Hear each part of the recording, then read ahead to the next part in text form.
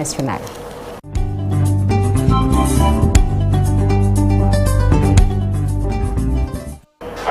L'actualité hors de nos frontières nous mène en Guinée. Les autorités promettent la lumière sur l'évasion de Dadis Camara et compagnie Chérif. Le calme est revenu à Conakry hier dimanche au lendemain d'une journée de tension autour de l'évasion de 4 personnalités de la prison centrale. 3 d'entre elles, dont l'ex-président Moussa Dadis Camara, ont retrouvé leur cellule samedi, mais il n'y a toujours pas encore l'ombre de Claude Pévy, l'ancien ministre de la Sécurité de la junte, toujours activement recherché, mais les autorités donc ont démarré la traque et promettent la lumière dans cette affaire. Et puis ce drame au Soudan, plus de 20 civils tués dans la chute d'obus sur un marché de la capitale Khartoum, selon un communiqué du comité d'avocats pro-démocratie qui donne l'information et documente donc ces informations, les victimes civiles et les violations des droits de l'homme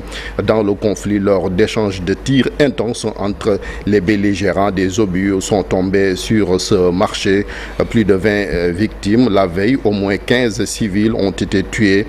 Des obus donc sont tombés sur leur maison d'après ces avocats. Et puis au Cameroun, le parti au pouvoir du président toujours au pouvoir depuis 41 ans, le parti qui fête ses 41 ans et appelle donc le président Paul Biya à se représenter pour un autre mandat.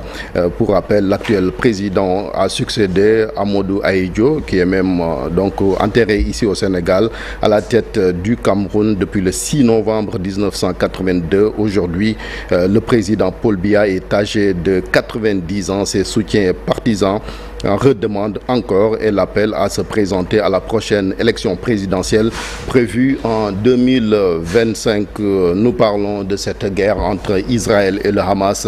De violents combats donc font rage dans le nord de la bande de Gaza, que l'armée israélienne donc a affirmé avoir coupé en deux, refusant de céder aux appels de plus en plus pressants à une trêve humanitaire, et en pleine tournée régionale du secrétaire d'État américain Anthony Blinken, qui a rencontré même le président de l'autorité palestinienne Mahmoud Abbas. Le président Abbas a dénoncé, je cite, un génocide dans la bande de Gaza depuis donc le début de cette guerre. Le 7 octobre, où plus de 1400 Israéliens ont été tués, dont 41 soldats, et l'armée israélienne fait état de 240 personnes retenues en otage par le Hamas. Le ministère de la Santé du Hamas annonce pour sa part un bilan de 9770 morts palestiniens, dont 4800 enfants.